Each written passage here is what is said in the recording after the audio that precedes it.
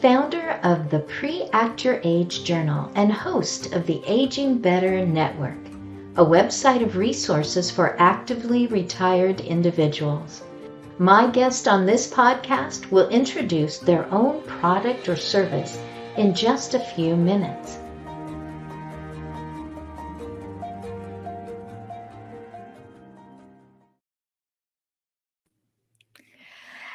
Hello, Blessing. Thank you so much, Barbara. You have carved out this moment for not just me, but everyone who will ever see this. Thank you so much. Thank you for inviting me. I am so grateful. I know your office is so busy. I even get little bits of information that are just exciting to me. That the blue book, that's really nice and bright, right there in front of the covered bridge painting. That book is needed and is sought after, and it is going out on trucks, I assume. Just regularly. And I'm so grateful that I received mine a little while back. And so, as you may know, on LinkedIn, I call myself the hashtag aging enthusiast. It's difficult to say and maybe a little harder to even describe. So I'm not sure what that means to you to meet someone who says, "Oh, I'm an aging enthusiast." But I wanted to start by turning the tables and putting myself in the hot seat and saying, "Barbara Karnes, what would you like to ask me about aging?" Well, I even wrote it down so that Good. I get the wording just right. What age do you think we do start thinking about aging? And not only aging, let's add end of life. And at what age should we? So Ooh. do we and when really Do should? and should. Ooh, and end of life. Yeah. And for a lot of people, that really so I'm writing down your keywords, because we're going to do this right. A lot of people really see that together, and they see it kind of mournfully or regretfully, that if I start to say, "Hey, I'm aging. Hey, that's part of being old," or becoming informed about it, that somehow that's going to be very depressing. They won't be able to push the thoughts away the rest of the day, or they don't want to talk about aging maybe near a birthday. They don't want to be compared to someone else. They don't want to compare themselves to someone that they felt aged badly, that they were maybe hard to listen to. It just seemed to be a lot of complaining, or always referring to themselves. "Well, I'm too old. Don't even ask me because you know how old I am," or something, that sort of a thing. So I'm going to turn it around to the positive. So you asked, what age do I or does a person start to think about aging and end of life? You might agree with this, that it's usually when someone close to them who was full of life and suddenly takes a turn. There's that question of, is this next for me? They've maybe lost a peer. They they want to interact with someone who's just going, you know, that was then. This year, we always go for the big whatever, and I just don't have the energy, something like that. It's like, am I next? Kind of that fearful thing. What, when, oh my goodness, this is going to be even more interesting for people to try to figure out why I'm saying it this way.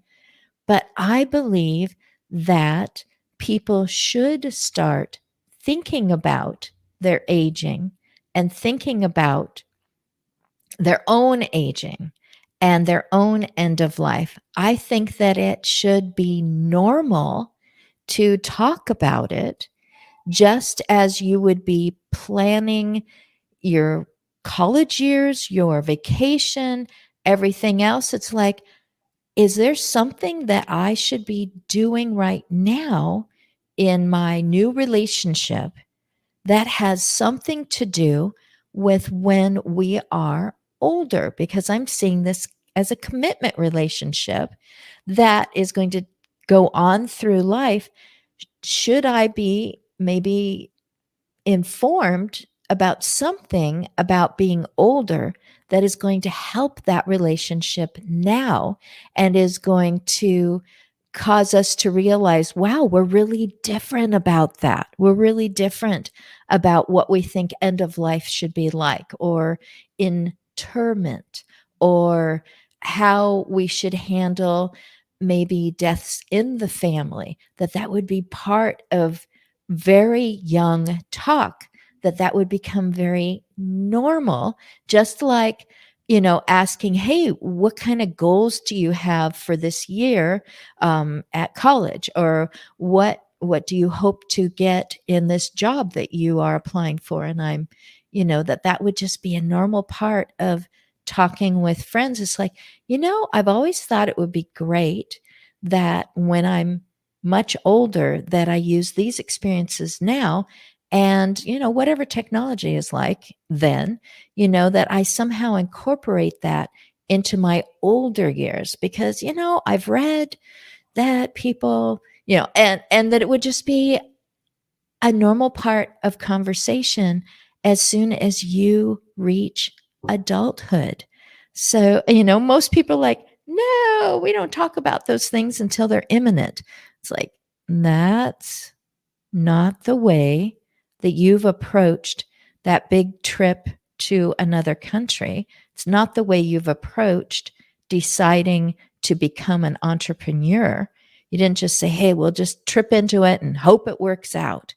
Why would you fall headlong into your aging, or be faced with end of life and go, I'm uninformed, I'm unprepared? Nobody ever says, boy, do I regret being well prepared for something that was likely to happen. So that was a big long answer. Did that give you a chance to know me a little bit better? Did. Very intentional. Oh my goodness. Well, I gave a very long answer. I'm going to say, let's just take a little break right now, and that'll give us both a chance to get a drink of water. And when we come back, I would love, so we're almost ready to take this break. And oops, hey, I know him. That's my producer. What we're going to do is that I am going to start you off, and I'm just going to ask you the question, why you wrote that bright blue book that I got to read in the last couple of months. Okay.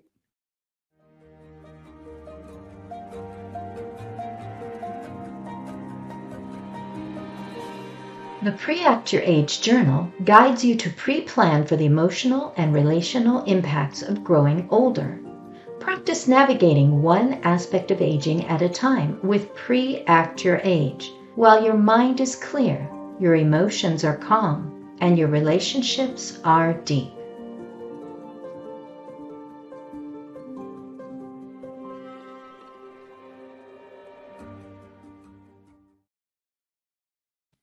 Barbara, there's a reason why you wrote that book. And I know the reason why I even know that you or any of your books exist. And it's because my neighbor came over onto my lawn and said, I'm shorthanded and you're perfect for the job. Come in on Monday and I'll hire you. I said, I don't even know what you do. And she said, well, I'm in charge of people who do in-home caregiving for in private residences. And I said, I've never done that. I've been a classroom teacher, I've been a mom, I've been a volunteer, but I've never done in-home caregiving. And her response was, oh, I've seen you with our neighbors. You're the right kind of person. And I am so grateful for that moment and for that neighbor because it has really changed the course of this, what I call the third of my life. So I'm going to ask you, why did you write that book that I have seen in people's homes before I even knew your name? I was a primary hospice nurse for 5 years before I got into administration. So during those 5, I'm going to back up. We've got time. Let me just back up. I graduated from nursing school in 1962 and thought, oh my gosh, I made a huge mistake. Should have never been a nurse. I should have been a social worker. So I raised a family, did interior decorating, and never worked. In the 70s, Elizabeth Kubler-Ross came forward and said, Americans are not taking care of their dying. They're putting them in the end of the hall room, and then they don't see them again till they're dead. And Dame Cicely Saunders in England at that same time came forward and said, for people that can't be fixed, let's deal with quality and not quantity of life. And she developed hospice. And I said to myself, that's interesting. That's something I can do. And so through a set of divine order circumstances, I became a hospice nurse. Part of what we did was we were on call. And so the goblins always come out at 3:00 in the morning. It's never 9 to 5, it's 3:00. So I was on call and I'm sitting in the living room with a family. Mom is in the bedroom and mom is dying. She's not actively dying. She's in what I would call labor. Yeah. And so got her settled and I'm with the family and I'm explaining what mom's doing, that it's normal. This is how people die. Nothing bad is happening. It's scary and it's sad. One of the daughters was taking notes. And I thought, oh, what is wrong with this picture? She should not be having to take notes. That weekend, and this is before computers, this is in 1985, I think. Yellow legal pad, sat on my sofa, and I wrote what I wanted a family to know, because people don't die like they do in the movies. And yet, because we have no role models, or the movies are our only role model, when we watch and are there with someone who's dying, we think something pathological is happening. We think mom's doing something she's not supposed to be doing because she's not doing it like the movie did it. All right. So that weekend, I wrote what I wanted a family to know about how people naturally die from disease or old age. Yeah. 5th grade level, no medical ease, no medical words at all. And yet I wanted it to be Thank you. gentle. because this was a hard read, you know, to read and look and see that your loved one's doing all the things in this booklet and know that the end result is that mom will die. It had to be gentle in addition to being short, because family members are the ones that are going to read that book. I wrote a book for someone that is diagnosed with a life-threatening illness. That's a different book. But the blue one is really for families. And so I wanted them to know what's normal. And that's where that blue book came from. And then it took on a life of its own, as far as people finding it. And now, what, 30 million copies or something like that, are out there. So it kind of took on a life of its own. You talked about, and I have read or watched you before in just recent years, because my caregiving experience must have started. I'm looking at I'm remembering the face of my daughter. So I'm thinking probably closer now to 10 years ago, when I was hired on my front lawn for a job I didn't know. And here is a situation where I'm being called in, goblins at night. This is going to be a long. It went from, you know, a person walking in to brush their teeth to very different. I believe you would call it active dying. And so everyone's scrambling just to have a caregiver there, rather than just checking in, 2 hours, getting some cleaning done and things like that. And so that was my longest shift, nothing compared to what other people have done. It was 15 hours. I was happy to do it. The other person that had been there was exhausted. I was so glad to relieve that person, who was an employee that I had not met before. And they were absolutely emotionally wrung out. I did get to meet them later under lighter circumstances and understood them so much better. But at that moment, they were just done. And this was not one of the family members. Mm. And I came in, and a family member said they were the right person to come in and be here for these last many hours. I believe you are the right person to be here now. So now I just want to cry. I've already seen this person brushing their teeth, and now they are actively dying. And I'm just giving a slight vignette. I would never want to cross any privacy lines. And just the privilege, you call it a sacred moment, just the privilege of hearing the whispers and having someone say something and laugh and almost feel like I shouldn't be laughing right now. And it's just all part of it. And what you have written is not, hey, this was what you shouldn't have done. What you've written is, this is what you can expect. This is normal. And I'm so grateful that you've done this. And I talked to you before we started recording, and I said, I feel very relaxed because I am reading one of Barbara's books.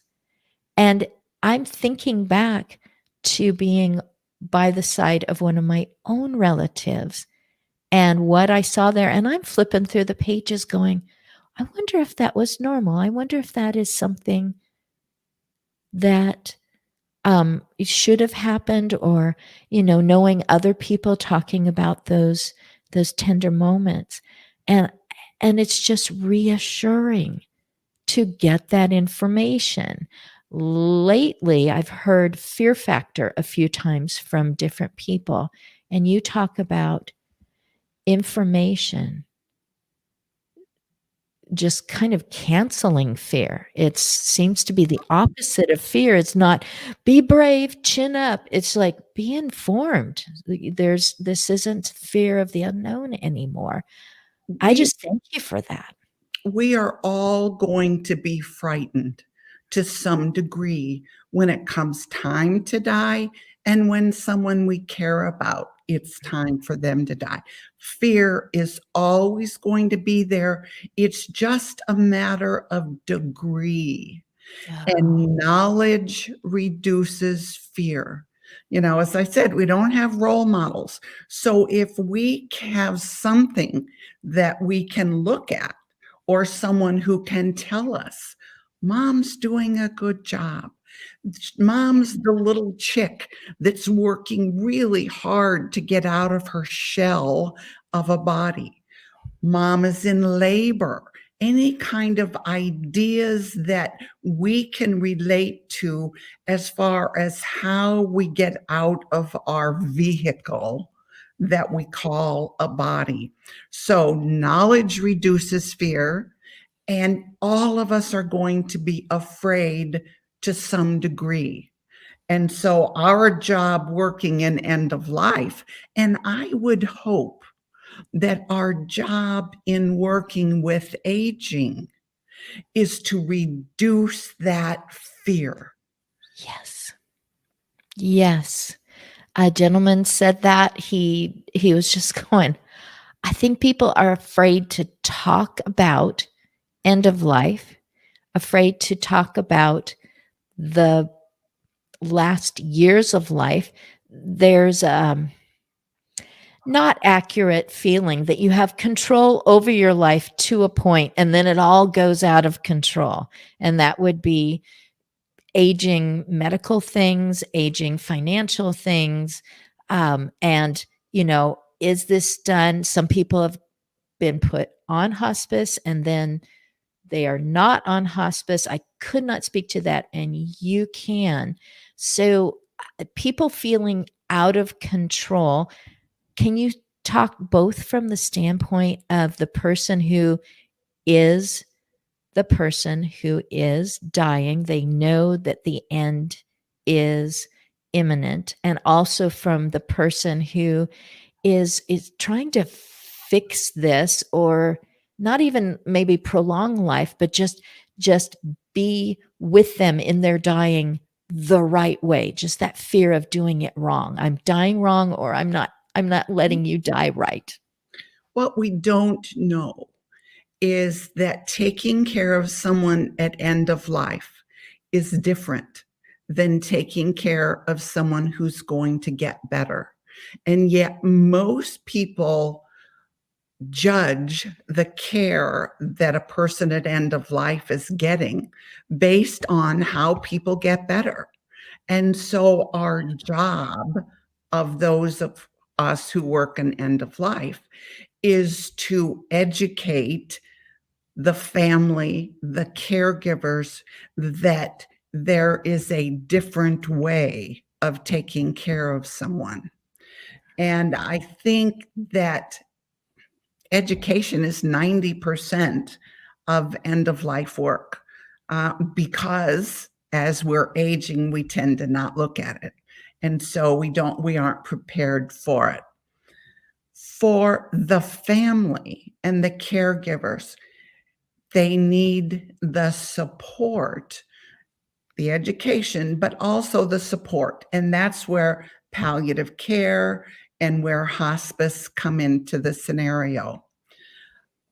This pops into my head, so I'm going to say it. You help me get back on track. And that is dementia is a big part of aging and a big part of the fear that we carry with us in aging. And dementia doesn't play by the end of life rules.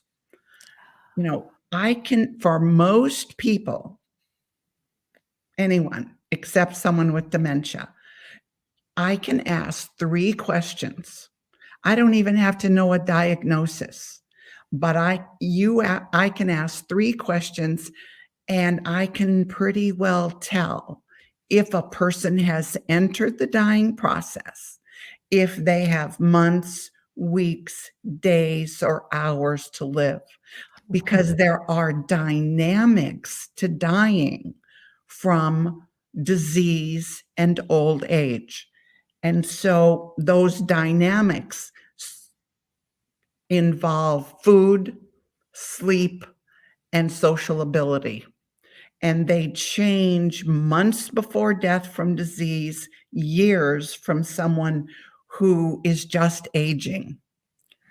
Dementia, because it doesn't play by the rules, a person can be sleeping 24/7 for years. A person can be withdrawn and not having any social skills for years. So those are the things that I look for that tell me if a person has entered the dying process. It's eating. Eating is the third thing. And when a person with dementia starts choking, it forgets how to swallow, is holding the food in their mouth. When eating becomes an issue, then they will enter the dying process. Always, always offer food. Watch out for choking. Always offer, but there is a point in this dying process where we don't force a person to eat because food's the gas we put in the car. And if the body's preparing to die, it doesn't want the energy that food brings. So those are the three things. Now, I got totally off track, so you can get me on track. This is great. I'm hearing everything you're saying, and we keep talking about education and information. Maybe the easiest way to talk about it is to talk about it, to tell each other, to ask questions. The whole concept of dementia, Alzheimer's, all these things became something that people talked about normally now, but they didn't until usually a person of prominence came forward and said, I have this. And it's same with diseases. People who are of notoriety or are greatly admired for something they've done on a national or global scale, saying, I know that I'm coming to the end of my life, and this is how I'm choosing to deal with this. I appreciate you not bothering my family during this time, things like that. And it's like, as a human kind, we take a breath and go, oh, and then it becomes something that people tell each other. Did you know that so and so prominent person that we've seen, on media, has this condition, or has expressed that I am at the end of my life, or has come forward and said, hey, I'm not going to hide my age anymore. I'm not going to defy it, decry it, or deny it anymore. And I'm just going to be me and stop apologizing for not being as young as I used to. Hey, folks, Well, life is linear, so just telling about it, just talking about it, and not making everything so taboo. well, the celebrities become our role models. And those that have the courage to come forward and address life as it's really happening give the rest of us the courage to come forward with what's in our life and live it really to a better way if the role model is showing us a better way. So, celebrities have a responsibility to all of us watchers because we're going to follow them. Yes. And I was thinking another reason why you wrote the blue book is because of emotions. How are you feeling about this? It isn't an instruction booklet on the 17 things you need to have in your dying kit. You might have a book like that, Barbara. I would love to. I'm sure a lot of people would be like, I need a dying kit. Well, I know this is going to happen, but you wrote those because of how people felt. It was how you felt when you saw a loved one writing notes and you said, this is wrong. This should already be here for them. And you created it for them. I have what we call the End of Life Guidelines series, and it's 5 booklets. One is the blue one, which says, here's what's going to happen. Then there's a pink one that is for the family, and it says, here's what you can do while it's happening. Oh, And wonderful. then there is a booklet on pain. And what most people don't know is that dying is not painful. Disease causes pain. And so if disease is part of the dying process, then you're going to treat, if pain is part of the disease, then you're going to treat that pain until their last breath. But just because they're dying doesn't mean that they're in pain. So that's a little booklet. And then there's a booklet on dementia and how end of life is different with dementia. What else have I got in there? Oh, a booklet on grief, just Yes. little 13 pages on grief, the normal aspects of grieving. So you can get this little toolkit. Go to my website, and it's called the End of Life Guidelines series. Great. You do have a kit. Yeah. That is so helpful for people. They're like, oh, my child is now a driver and I want them to have a kit that will have something, something's going to happen. They're going to have needs on the road. And you've done that for people. Something is going to happen as you are dying, and you are going to have needs. You're going to have felt needs, emotional needs, and you're going to have questions. And guess what? You're not the first one with those questions. And here is everything. There's possibly 200 things that I appreciate about you. And one of them is your blogs, that you will take somebody's letter to you and you will put it out there and you will respond to it. And I mean, some of your responses, it just sounds like maybe your fist is just pounding on the desk just a little bit. It's like, why does it have to be this way? And I'm thinking, oh, that person's going, thank you. I was feeling angry about that myself. And you're telling me, that shouldn't have been handled that way. And then you've also been just that voice, that hand on the shoulder, saying this person feels this way, or they've hit something that's maybe yes or maybe not exactly handled in one of your books. And you've taken the time to respond to that person. Thank you for doing that. Oh, well, you're welcome. And anyone watching this, go to my website and sign up. It's free. It's what I give to the community. So I write a weekly blog, and out it goes in an email. So, and when you say go to your website, so you are Barbara Karnes, BK, and then I think there's a B and a K at the end of book, so it's BK Books. bkbooks.com. That's easy enough. Barbara Karn, and probably Googling end of life or using any search engine, that SEO stuff that everyone talks about. Yeah. Probably end of life or the dying process, any of those phrases that you would come up with, there you would be. Yeah. So I have something that I want to tell you about, but you just drew a breath, so I want you to No, say that part too. I will not forget it. no, go ahead. I was just breathing.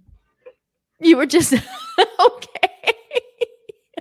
So this is what happened. I know of a group called Daughterhood Circle, and it's not a business. It is just gatherings of people who are usually often daughters of parents who are aging, and some of the people keep coming back together on Zoom or in person after that parent is gone, and they're still having emotions, they're still having feelings.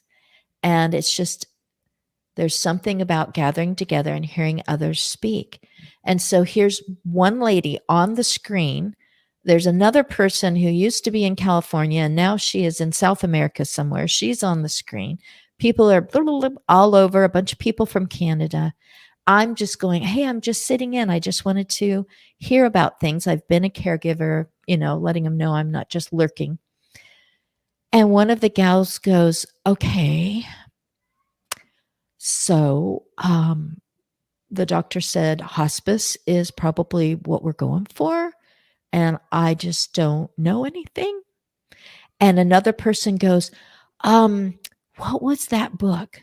It was called something and it's blue and my hands are just flying down to my laptop and I'm putting it in the chat column. And so I interrupt. This is their time. I'm just a visitor for the first time. And I said, I've put it in the chat column. The leader looks over and she goes, okay, everyone, it's called bkbooks.com. That's what she's talking about.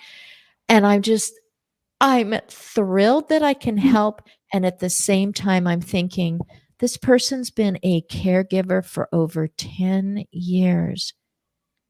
And no resource has ever come to them or anyone else on the screen except the one who was back visiting, just going, you know what? I'm having a hard time in my grief. Mhm. And I just thought I'd get back together with you guys again.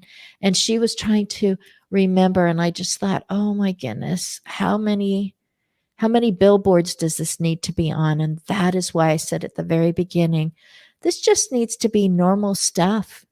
Clear back to graduating from high school, and it's just like, oh, did you take that class on aging? Oh yeah, but I thought I did so well in that, and I thought it would be an easy grade, so I took the end of life class too as my elective. And then it would just be just kind of normal part of talk, and that people would find as they are looking at what they should be doing next, they would be going, I went through that curriculum and I thought I would probably be great at hospice, at being an end of life doula, at being a person who informs others about it, at being a person who would manage for an entire county the hospice and palliative care, which is relieving pain and making people comfortable. I think I would be really good at that. And that would be just as much as of talk as, I think I'd be really great at creating software. And, my teacher said, boy, I can really see an ability in you. You probably will be in charge of this, or you would be an excellent worker because of your abilities. And someone else would say, your compassion is amazing. You understand. I saw you on that field trip. You're the perfect person for that. And that what you experienced, saying, I've got all this training as a nurse, but I don't know that that's where I should put it. And me being hired on my front lawn because she's seen me with my neighbors, how I act with my neighbors, people would discover so much sooner how to be a wonderful caregiving or end of life come alongside person, either as their employment or as their volunteer position, or even in their own family, that they would be an informed, calm voice going, wait a minute, I know about this. I've heard of this before. We're not the first ones going through this. There's resources. There's something. And If it- Barbara, go. Yeah. This is part of life's tools. Yes. End of life knowledge is that knowledge you put in your tool bag and you carry it with you through life. I used to go to the high schools in Kansas City and give, a 1-hour class. Not enough, but it was better than nothing. Right. But I viewed it as I'm giving them life tools. Mhm. Death is part and dying is very much a part of life. It's a part of living. And so as we're preparing our young people to be adults, they need that knowledge also. And it's an area where we're kind of slim right now. Yes. And it is inaccurate to think they're too young, they shouldn't be saddled or burdened with this. If I'm having trouble dealing with aspects of aging or facing the loss of people, that doesn't mean that that person isn't well equipped. It's available for them to become well equipped. It reduces fear. It is information. It happens all the time. It is happening in the movies, but not the way that it's going to happen in your home or the home that you are going into. But it is wrong to think that that young people are not impacted by aging or death, because you find out in later years someone says, I was there. I actually saw this happening. I didn't know what to think of that. I did the best that I could. I saw my friend and their parent had died at I'll say, an age that high school parents are generally more long-lived, but they saw their friend, their parent had died and or had a terminal illness, and to know I can reach out in this way. I can say something to this person who's just going to their locker, closing the door, and walking like a robot to their next class. I know how to come alongside. I have something for that. It's as wonderful as a person who's learned sign language and is working at a restaurant and they see someone signing and they're like, I know this. I can actually ask them if they want more ranch dressing with sign language, and the excitement to be able to help and to be compassionate and to have those tools right there in their tool belt at a single moment. So I get excited about the possibility of young people being better informed about a big chunk of life and not just saying, no, nope, nope, they're too young. So I appreciate that question you asked me too. Should you start thinking about being old? And we don't have to think about being old or even the dying process as being something that you avoid until you have to face it. It's like, wouldn't you rather face it better? Because some of those heroes, we're talking about people of notoriety, some of those heroes have been like my uncle, and the way that he handled his making his choices before he ended up with a sickness that was going to end in death, and how he even said to my cousin, it won't be long now. How he was so ready and how he helped all of us to be okay with that timing. It just those words, I feel like it won't be long now. I just, I still admire him. I think about him. I remember those moments. I was so glad I was able to arrive before he had his last breath, it wasn't a fearful thing for me. I had seen it before, and I knew it was a privilege to be there.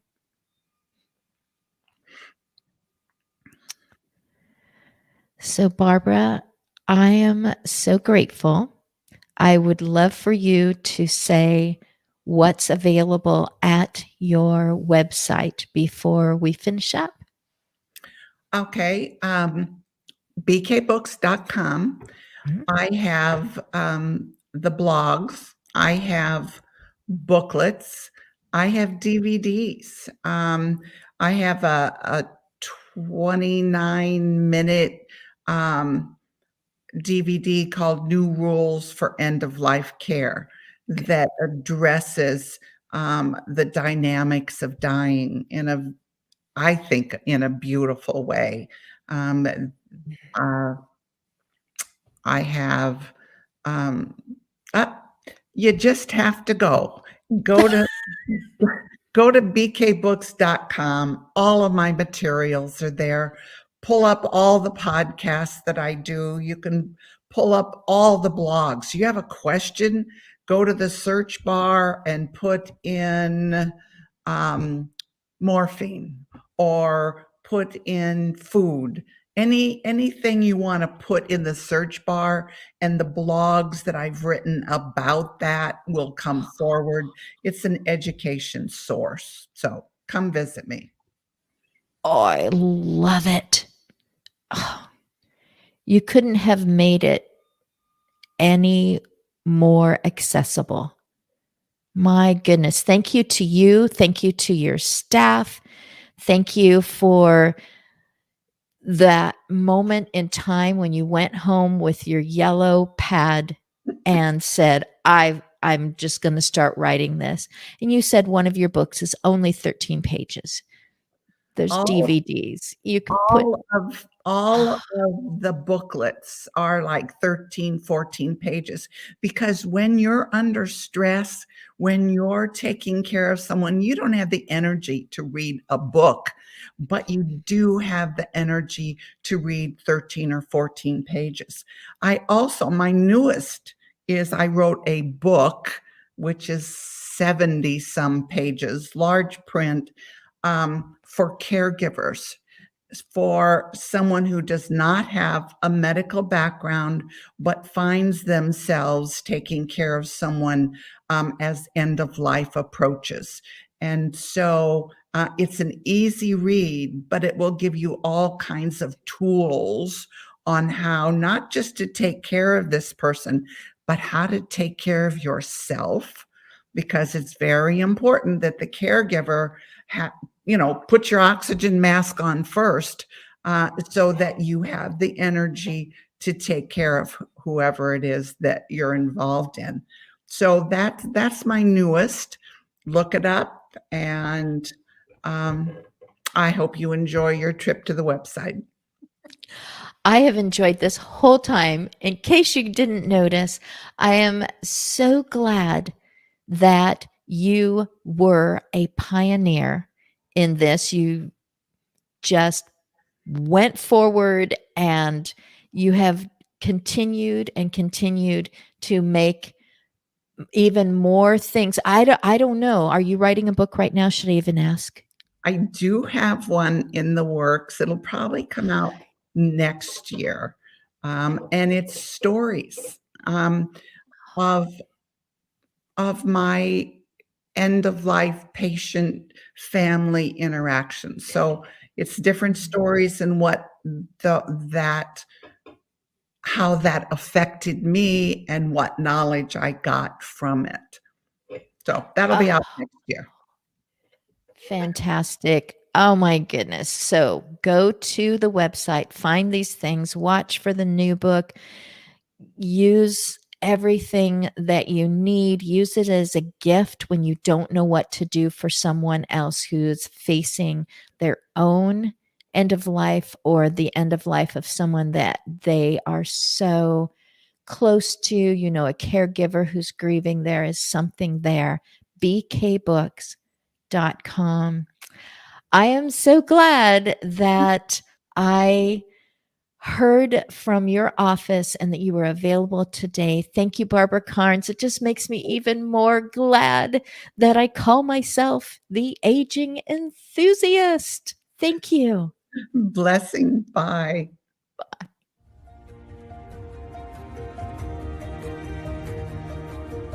Please visit my guest. You'll find their link in the show notes. I'm glad you listened in on our conversation as we both navigated one aspect of aging at a time on this Pre-Act Your Age podcast.